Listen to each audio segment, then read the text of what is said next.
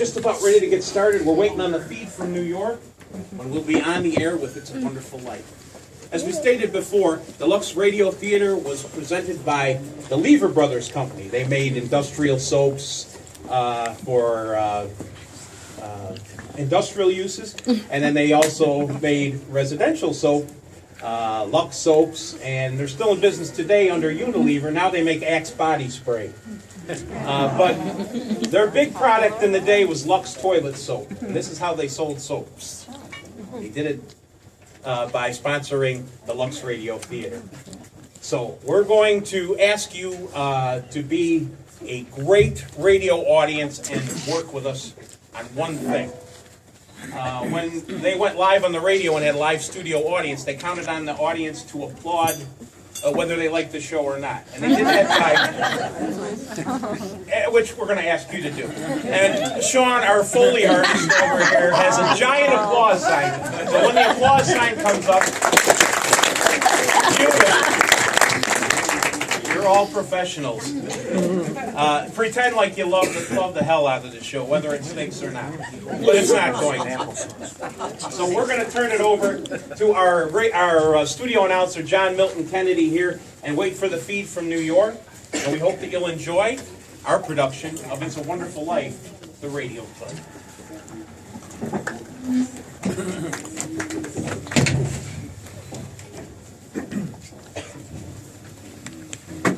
And we're going in 5, 4, 3, 2. Lux presents Hollywood.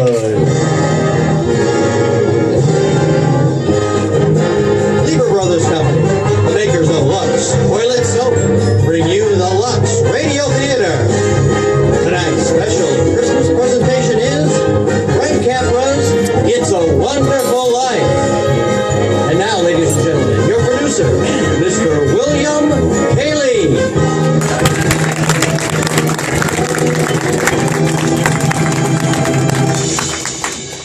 Greetings from Hollywood, ladies and gentlemen. This afternoon we bring you one of the season's most inspiring hits, a Liberty Films production that's been nominated for the highest screen award. Yes, It's a Wonderful Life, and we present it now. It's a Wonderful Life is the drama of a typical American. It might be you, it might be me. He dreams of glory. He lives in hope. He loves and doubts. And only Providence puts a final value on his service to humanity. Our story starts out before the war, when life was normal. Shortages were generally unknown, and simple luxuries like Lux soap were abundant.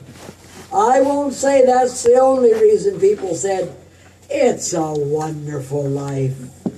But I do know from the thousands of letters in our files that most of them said, "It's a wonderful soap."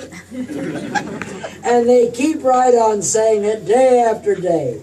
In fact, the popularity of Lux soap is what makes it possible to present such outstanding entertainment as Frank Capra's great production, It's a Wonderful Life.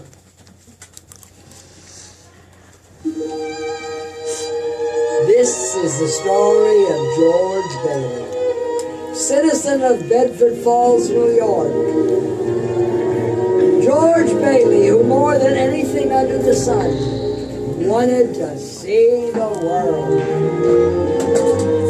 The wonderful, exciting world that lay somewhere beyond his hometown. Oddly enough, this story does not begin in Bedford Falls. In fact, it doesn't begin anywhere in the world. It begins in heaven, where the superintendent of angels has just summoned an apprentice angel named Clarence. Are you really going down to Earth, sir? Oh, how splendid. Oh, yes. There's a very discouraged man down there, Clarence. George Bailey. At exactly 10:45 p.m. Earth time, he'll be thinking seriously of ending his life. Oh, dear, dear. His life. Now, I want you to stop him if you can. Now, sit down. Sit down. I'll give you Bailey's case history. Sir, if I should accomplish my mission, may I perhaps get my wings? I've been waiting over 200 years now, and, well, people are starting to talk. Clarence, what's that book? Oh, The Adventures of Tom Sawyer, sir. I was reading it when you sent for me. Oh, a fine book. Excellent. Well, you do a good job on George Bailey, and we'll see about your wings. Thank you, sir. Now, listen. When George Bailey was a boy, 2 events occurred that you should keep in mind. One was when his young brother Harry fell through the ice and almost drowned. George saved his life. Brother fell through the ice. George saved him. Ever since, George has had a bad ear. All that icy water. You understand. A bad ear. Yes, sir. The other event came a few months later. George used to work after school in Mr. Gower's drugstore. One day, Mr. Gower's only son died of influenza. It was a terrible blow, and poor Mr. Gower tried to lose his grief in whiskey. Where you been, George? Mrs. Blaine's called twice. You lost a prescription, didn't you?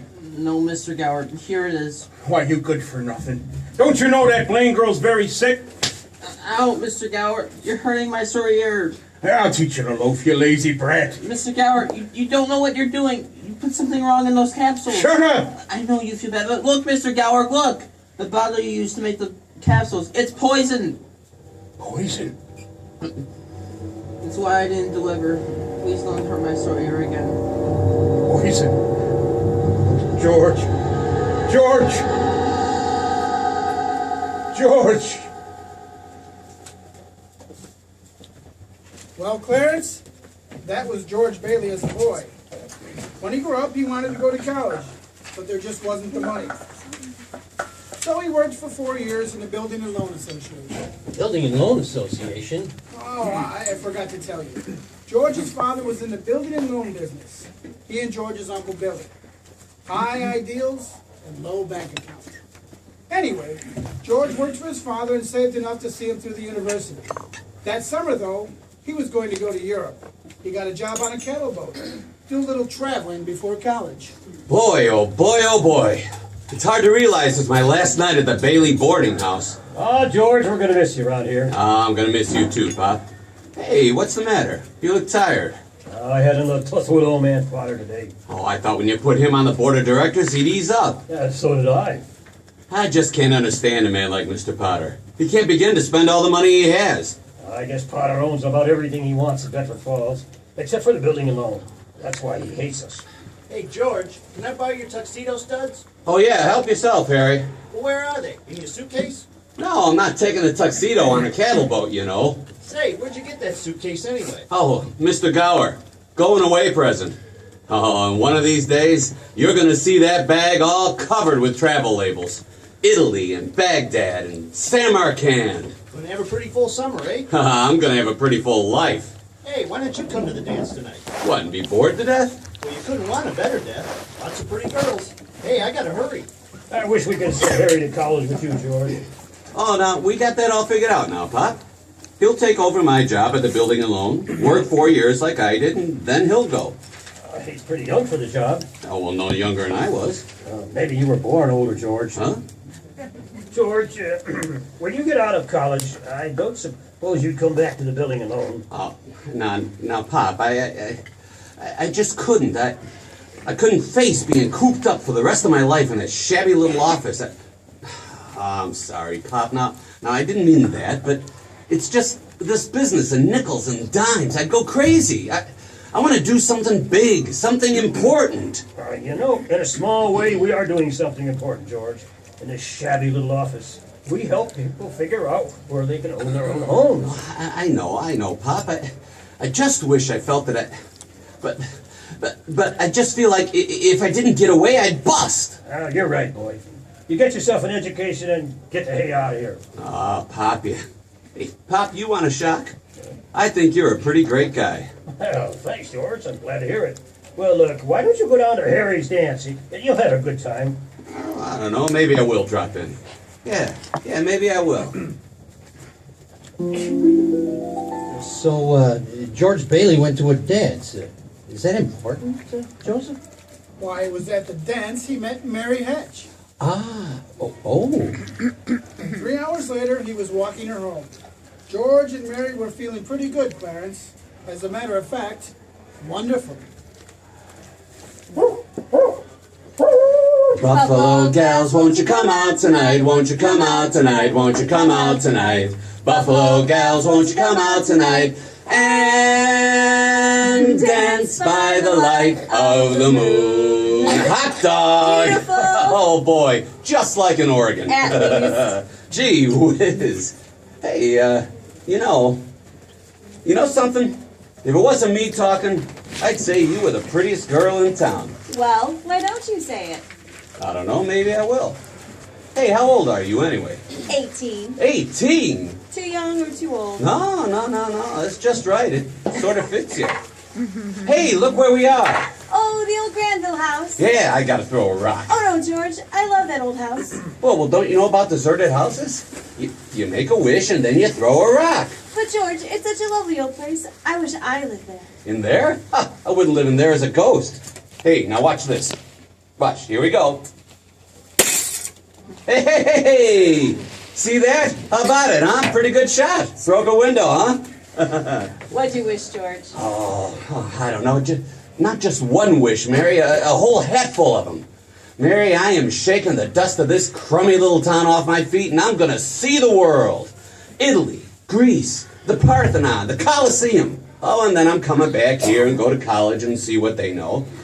And then I'm going to build things. I'm going to build airfields and skyscrapers 100 stories high and bridges a mile long. And then I'm gonna... Hey, Mary, what is it you want? What do you want, huh? Hey, you want the moon? Hey, all you gotta do is say the word and I'll just throw a lasso around it. Okay, the moon? I'll take it. Then what? Well, then what? Well, then you could swallow it and it'd dissolve like an aspirin, you know, and then the moonbeams that come shooting out of your hair and the tips of your fingers and you think I'm talking too much? Yes! Why don't you kiss her instead of knocking her to death? What, how's that? Oh, youth is wasted on the wrong people. Hey, now just a minute there, lady. You come on back here. I'll show you some kissing that'll curl your hair. George! Hey, Uncle Billy. Hey, look here. I'm gonna kiss Mary. Watch. George, get in the car, quick. Your father's had a stroke. What? What? George, get in, hurry. Well, George's father died that night, Clarence. So, of course, George couldn't go to Europe. But that fall, just as he was ready to leave for college, the directors of the building and loan had a meeting. They were going to appoint a successor to Mr. Bailey.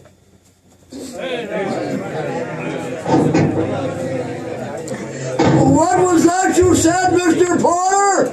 I said as long as Peter Bailey's dead, let's dissolve the building and loan. We don't need it. Now, wait a minute. No, you wait a minute. Peter Bailey was not a businessman. Ideals without common sense can ruin a town. What do we get? A discontented, lazy rabble. Instead of a thrifty working class. Now, hold on, Mr. Potter. Oh, I meant no disrespect. Now, you just wait a minute there. You know, why my father ever started this cheap penny-ante building and loan, I'll never know. But just you remember this, Mr. Potter, this rabble you're talking about. Well, they do most of the working and the paying and the living and dying in this community. Well, is it too much to ask to have them work and pay and live and die in a couple of decent rooms and a bath? Well, anyway, my father didn't think so. People were human beings to him. But to you, warped, frustrated old man, they're cattle. Well, in my book, he died a much richer man than you'll ever be. I'm not interested in your book, George. I'm talking about the building and loan. Yeah, you're talking about something you can't get your fingers on and it's galling you. That's what you're talking about. Well, this town needs this measly one-horse institution, if only to have some place where people can borrow a few dollars without crawling to you. Now, come on, Uncle Billy. What happened, George? Yeah, all we heard was a lot of yelling. Boy, oh boy, you should have heard George. Yeah, they're in there voting us out of business. Well, who cares? I can't get another job. I'm only 41. 45. Will you get out of here, George? You missed your boat trip. You want to miss college, too? George, we just voted Potter down. We're still in business. Hey, we're still in business. Still in business. But there's one condition, George. They've appointed you to take your father's place. Appoint me? But I'm going to college. Look, this is my last chance. Uncle Billy's your man. George, you've got to take it. They'll vote with Potter otherwise. They said so. They even... I know. George Bailey didn't go to college. That's right, Clarence. He gave his college money to Harry. Harry went instead. But what happened to that good-looking girl? You know, Mary? Oh, George saw her now and then. Not very often, though, because Mary went away to school, too. Anyway, George waited 4 years more for Harry to come back and take over the building alone. He could still see the world. He planned to work in the oil fields, Venezuela. Except when Harry came home, he wasn't alone. There was a girl with him, his wife. George! Yeah, I'm out here on the porch, Mother. I just thought I'd get some air. Well, how do you like your new sister-in-law? She's swell. Looks like she can keep Harry on his toes. Yeah, and keep him out of Bedford Falls, anyway. What do you mean? Well, Ruth's father. He's got a wonderful job for Harry up in Buffalo. Buffalo? Well, that means you... Yeah. Oh, you can't. Yeah? George, did you know Mary Hatch is back from school? Yeah. Nice girl, Mary. Oh, stop grunting. Well? Give me one good reason why you shouldn't call on Mary. Well, Sam Wainwright. Sam's crazy about Mary. Well, she's not crazy about him. Well, now, how do you know that? Did she discuss it with you? Now, how do you know things like that? Besides, Sam's away in New York. Oh, and all's fair in love and war, huh? I see. Okay, Mother. I think I'll go out and find that girl and do a little passionate necking. Oh, George. Goodbye, Mrs. Bailey. Oh, by the way, you want any books at the library? The library? George, you go and see Mary. Do you hear?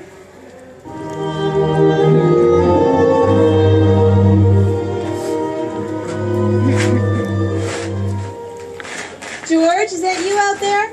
Oh, hello, Mary. Well, are you coming in? I just happened to be passing by here, and... Oh, I thought you were picketing. Have you made up your mind? How's that? Have you made up your mind? About what? About coming in. Your mother just phoned and said you were on your way over. My mother? Just phoned? What's she mean? I just happened to be passing by, that's all. I didn't... Well, all right, I'll come in for a minute, but hey, I didn't tell anybody I was coming here. Boy, a fella can't go out for a walk nowadays without... Well, when did you get back? Tuesday. Oh, where'd you get that dress? Do you like it? Yeah, well, it's all right. Well, no point standing here on the porch. Come on in. I still can't understand it. I didn't tell anybody I was coming here, you know. Would you rather leave? Oh, well, no, I don't want to be rude. I'll sit down for a while. It's nice about your brother and Ruth, isn't it? Yeah, that's all right. Don't you like her? Well, of course I like her. She's a peach. Oh, it's just marriage in general you're not enthusiastic about, huh? No. Marriage is all right for a lot of people. It's all right for Harry and Sam Wainwright and you. For Sam? Mary! It's George Bailey, Mother. What does he want? I don't know. What do you want? Not a thing.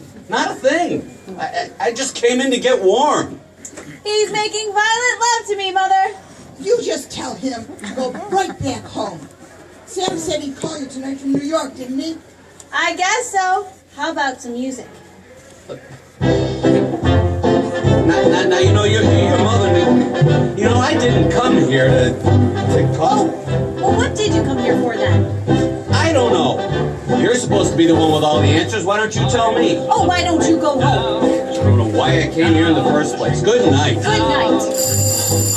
Mary! Telephone! Mary! Boy, the way you're shouting, you'd think that... You say what? All right, I'll get it. Mary! George, on your way out, would you mind turning off the phonograph? I'd be very happy to. Doggone crazy song. Hello? Sam. Mary, gee, it's good to hear your voice. How are you, I Sam? forgot my hat. Hee-haw. What? Oh, I was just talking to an old friend of yours, George Bailey. Old Mossback George. Old Mossback George. Well, put him on. I'll talk to him too. Wait a minute. George! He doesn't want to talk to George. He does so. He asked for him. Did you call me? Because if you did, I'm in a hurry. I got... Sam wants to talk to you. Oh, hiya. Hiya, Sam. Hey, fine pal you are, trying to steal my girl. Oh, wait, what do you mean? Nobody's trying to steal anybody's girl. Here, Mary, take the phone. No, wait, George, I want to speak to you both. Tell Mary to get on the extension upstairs. He says for you to get on the extension upstairs. I can't. Mother's on the extension. I am not. We can both hear. George, just put your head a little closer. What? That's better. We're listening, Sam. Well, I have a big deal coming up that's going to make us all rich. George, you remember that time you told me about making plastics out of soybeans? Soybeans? Yeah, soybeans. Well, yeah. my father checked into it, George, see? And now he's going to put up a factory. How do you like that? Factory, huh? And here's the point, George. I may have a job for you, unless you're still married to that broken down building you own. Oh, Mary? I'm here. You tell that guy I'm giving him the chance of a lifetime. You hear? He says it's a chance of a lifetime. Here, give me that phone. There's George again, Sam. George! Now you listen to me, Mary. I don't want any plastics, and I don't want any job, and I don't want to get married ever to anyone. You hear me? I want to do what I want to do, and you're not going to trick me. And you're, oh, Mary. Oh, George. Oh, Mary, I love you. This is sweet.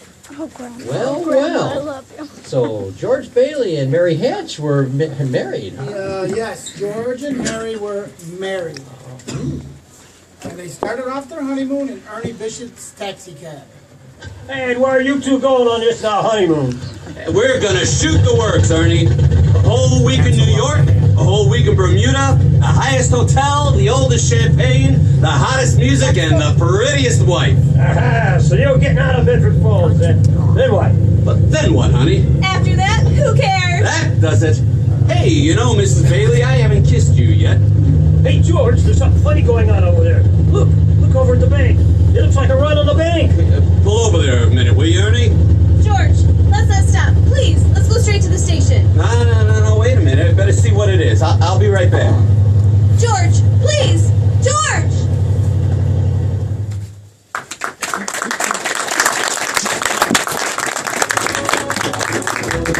In a few moments, we'll return with the second act of It's a Wonderful Life. Meanwhile, here's our Hollywood reporter, Libby Collins, looking very smart, too, may I say. Well, thank you, Mr. Cayley.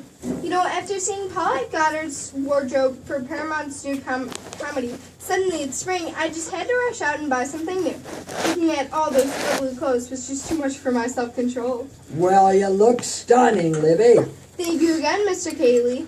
Tell me about the picture. I understand that Paulette's portrayal of an ex-whack is truly delightful. Oh, yes, it is. And Fred McCurry gives a perfect characterization of her wayward husband. Between the two of them, Suddenly It's Spring is a high-spirited comedy with emphasis on the romantic side. Well, naturally. But really, Mr. Cayley, that wardrobe of Miss Goddard's certainly will make close-conscious girls sit up and take notice. I bet you'll think so too, Mr. Kennedy. Well, Libby, men seldom know much about styles. Well, what I notice about a dress is the general effect when a woman wears it. Some girls always seem to have that right on the beam look. You know what I mean. Well, I think what you have in mind, Mr. Kennedy, is good grooming. Screen stars certainly put a great emphasis on it. A perfect hairdo, fresh, beautifully cared for skin, those are essential. That must be the reason Lux toilet soap continues to be a studio standby, no matter how often other styles change. Well, that's what Miss Goddard told me. She says her beauty facials are so quick and easy and work so well. She's never without a supply of Lux toilet soap. I can depend on it for daily complexion care, she says. I wish you'd tell the ladies in our audience how easy these Lux soap facials are, Libby. Well, here's what Paulette Goddard does. She says, I cover my face with the fragrant Lux soap, lather, and work it in well. I rinse with warm water, then cold, and use a soft towel to pat my skin dry. Gives the skin quick beauty, she says. Daily Lux soap facials do make skin lovelier. Recent tests by skin specialists proved it. In 3 out of 4 cases, complexions became softer and smoother in just a short time. A lovely Lux complexion makes a woman so attractive. I wish every girl who hasn't tried Lux toilet soap would begin using it tomorrow. That's sound advice, Libby. When 9 out of 10 screen stars recommend a beauty soap, you know it has to be good. So why not try Lux toilet soap? Hollywood's own complexion soap. We pause now for station identification. This is CBS, the Columbia Broadcasting System. You're listening to KHTC Radio, Hollywood. Act 2 of It's a Wonderful Life. Well, we're back in heaven again, where the superintendent of angels is reviewing the case history of a mortal named George Bailey. Clarence, the apprentice angel, is very eager to depart on his mission to the earth. Oh, poor George Bailey.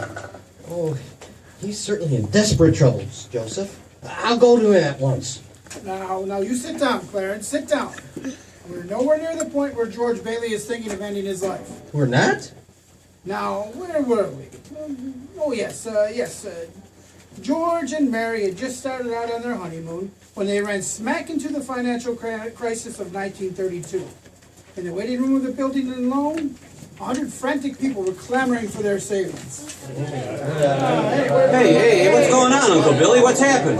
All those people out there. Oh, this is a pickle, George. All I know is the bank called our loan an hour ago. I had to hand over all our cash. Holy mackerel. The whole town's going crazy. Bank's in the same spot we are. Our charter. What about our charter? Our charter says we have to stay open till 6 p.m. The state can take away our license if we don't. Well, how can we stay open without any money, George? Hey, where are you going? I'll have to talk to those people. Come on.